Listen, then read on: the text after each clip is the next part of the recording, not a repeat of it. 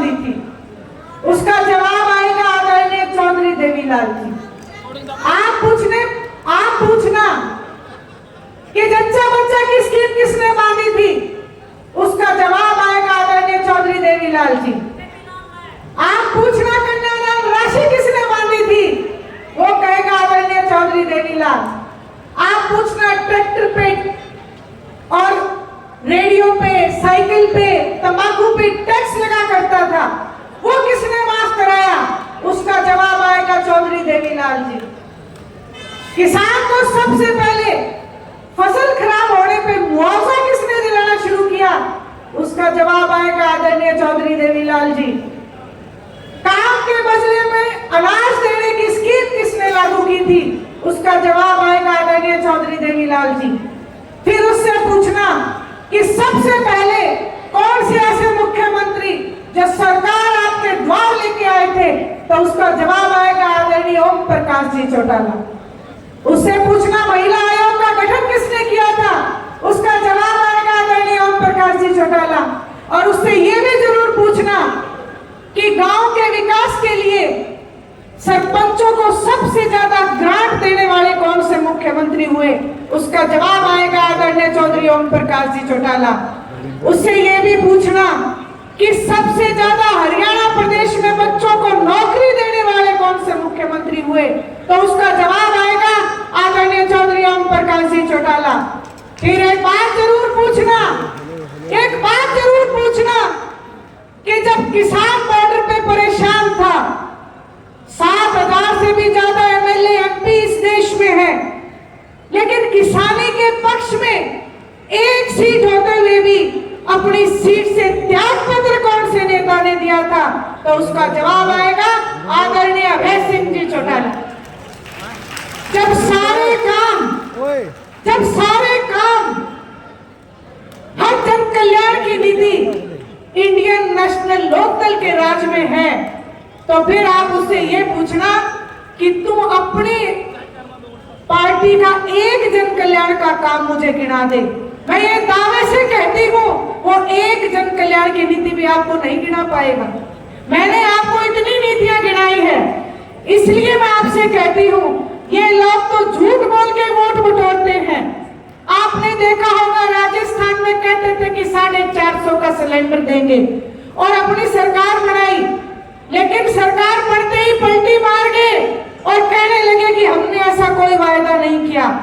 कांग्रेस के लोगों से मैं इस मंच के माध्यम से कहना चाहती हूँ कि आप सावधान रहना, ये भी एक ही थाली के चट्टे बट्टे हैं। आज अगर मैं कांग्रेस के लीडर्स की बात करूं तो शैलजा जी कहती हैं कि मैं मुख्यमंत्री हूं, भूपेंद्र सिंह जी हुड्डा कहते हैं कि मैं मुख्यमंत्री बनूंगा, किरण चौधरी जी कहती हैं कि मैं मुख्यमंत्री बनूंगी और रणदीप सिंह जी कहते हैं कि मैं मुख्यमंत्री बनूंगा। इस बात से एक बात साबित होती है, आप सावधान रहना, ये जितने नेता हैं ये मुख्यमंत्री बनने के लिए लड़ाई लड़ रहे हैं, ये कुर्सी की लड़ाई लड़ रहे हैं, लेकिन जनता की लड़ाई अगर कोई लड़ता है तो आदरणीय अभय सिंह जी चौटाला। विधानसभा में जब भी खड़े होते हैं तो बैठे सारे एमएलए के पसीने आ जाते हैं, सर्दी में भी, और वो इसलिए आते हैं कि आज पता नहीं किसका चिट्ठा खोल के देंगे।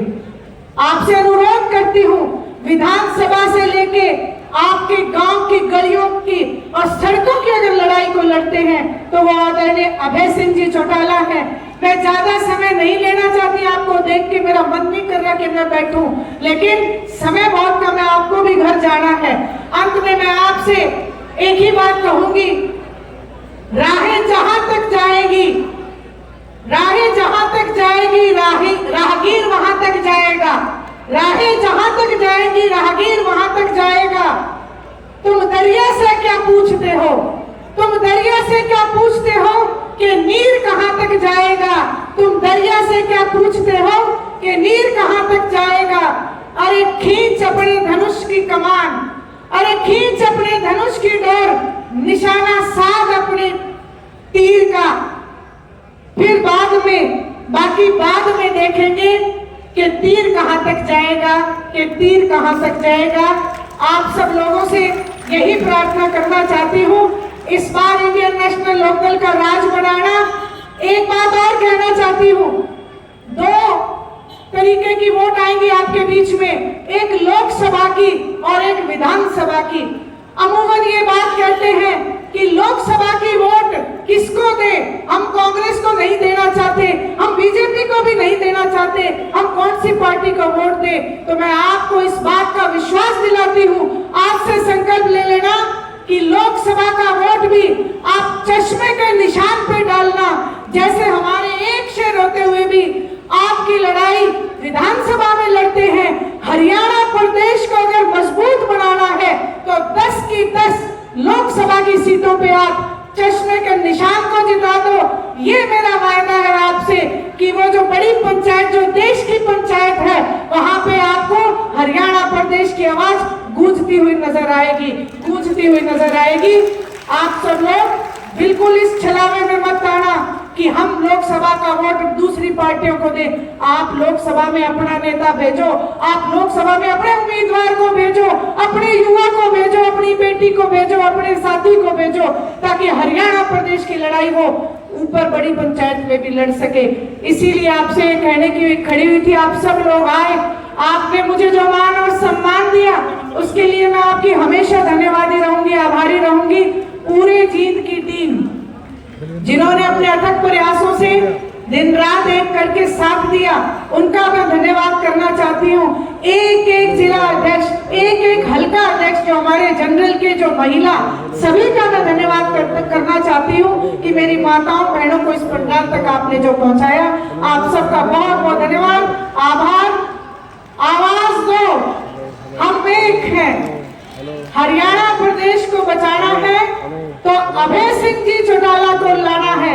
एक बार मेरे साथ जोर से बोलो, हरियाणा प्रदेश को बचाना है। बहुत बहुत धन्यवाद, आभार।